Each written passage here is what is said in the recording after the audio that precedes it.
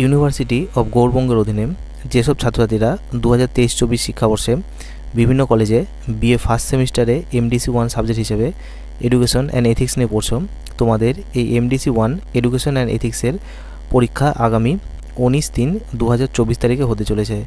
তাই তোমাদের MDC 1 education and ethics সাবজেক্টের পরীক্ষার আগে এনইপি 2020 অনুসারে এমডিসি 1 এডুকেশন অ্যান্ড এথিক্সের প্রশ্নপত্র কেমন হতে চলেছে তারই একটি নমুনা আমি তোমাদের সামনে এই ভিডিওর মাধ্যমে তুলে ধরলাম।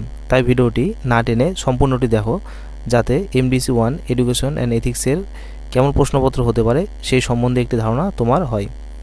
তো ভিডিওটি শুরু করার আগে ভিডিওটিতে একটি লাইক, চ্যানেলে নতুন হয়ে থাকলে চ্যানেলটি সাবস্ক্রাইব করে পাশে থাকা বেল আইকন ক্লিক করে দিও পরবর্তী আপডেটগুলো নোটিফিকেশন আকারে পাওয়ার জন্য। তাহলে শুরু করছি আজকের এই ভিডিওটি। তো প্রথমে দেখো, তোমাদের এখানে সালটি রয়েছে 2023, কারণ তোমরা 2023-এ অ্যাডমিশন নিয়েছো। এরপরে লেখা রয়েছে কি 4 ইয়ার আন্ডার গ্র্যাজুয়েট প্রোগ্রাম। এরপরে রয়েছে first semester examination under NEP. এরপরে তোমাদের সাবজেক্টটির নাম লেখা রয়েছে এমডিসি 1। এরপরে এই সাবজেক্টের পেপার কোডটি হচ্ছে তোমাদের এমডিসি 1.9 এবং এই সিলেবাসটির নাম হচ্ছে এডুকেশন অ্যান্ড এথিক্স। আর এই পরীক্ষাটি হবে তোমাদের টোটাল 40 মার্কসের মধ্যে, আর সময় থাকবে হচ্ছে 2 ঘন্টা। তো এখানে লেখা রয়েছে দক্ষিণ পার্শ্বস্তর সংখ্যা প্রশ্নের পূর্ণমান নির্দেশক, অর্থাৎ দক্ষিণ দিকে যেসব প্রশ্নের মান দেওয়া থাকবে তোমাদের এগুলো কিন্তু আর নিম্নলিখিত প্রশ্নগুলোর উত্তর দেওয়ার পরে রয়েছে। তো বিভাগ কয়ে তোমাদের কি বলছে, যে কোনো 6টি প্রশ্নের উত্তর দাও। তো এখানে প্রতিটি প্রশ্নের মান হচ্ছে 5। তো প্রথম প্রশ্ন রয়েছে শিক্ষার সংকীর্ণ অর্থ ও ব্যাপক অর্থ কাকে বলে, এদের বৈশিষ্ট্যগুলি পার্থক্যগুলি লেখো। এই প্রশ্নটির মান রয়েছে 2+3।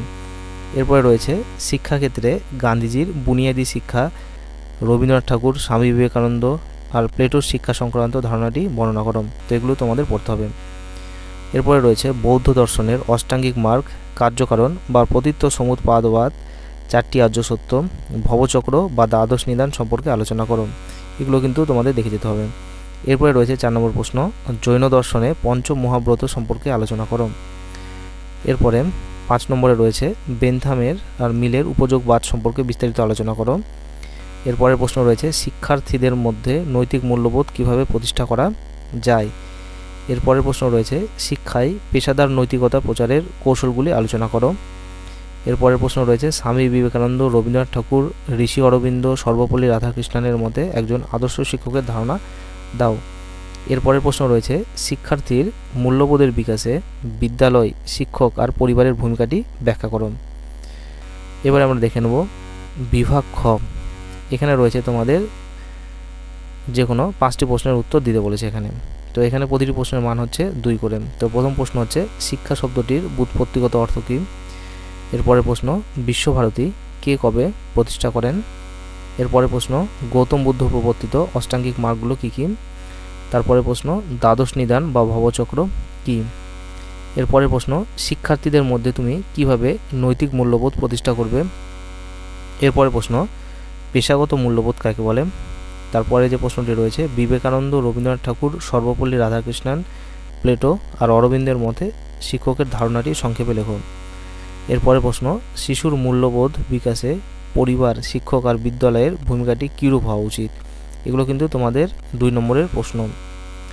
তো তোমরা যারা এমডিসি 1 এডুকেশন অ্যান্ড এথিক্সের মূল সাজেশনের উত্তরপত্রটি নিতে চাও, তাহলে তারা 150 টাকা পেইড করে তা নিতে পারো। এর জন্য তোমরা 9733232139 এই হোয়াটসঅ্যাপ নম্বরে যোগাযোগ করবে। আর তোমরা এই মডেল কোশ্চেনটির পাশাপাশি আমার চ্যানেলে দেওয়া এমডিসি 1 এডুকেশন অ্যান্ড এথিক্সের মূল সাজেশন ভিডিওটি ভালোভাবে দেখে যেও, কারণ এই মডেল প্রশ্নপত্রটি অনুসরণ করলেই যে আর কিছু পড়তে হবে না এমনটি কিন্তু নয়। এমডিসি 1 এডুকেশন অ্যান্ড এথিক্সের মূল সাজেশন ভিডিওটি এই ভিডিওর ডেসক্রিপশনে দেওয়া থাকলো, তোমরা তা দেখে নিতে পারো।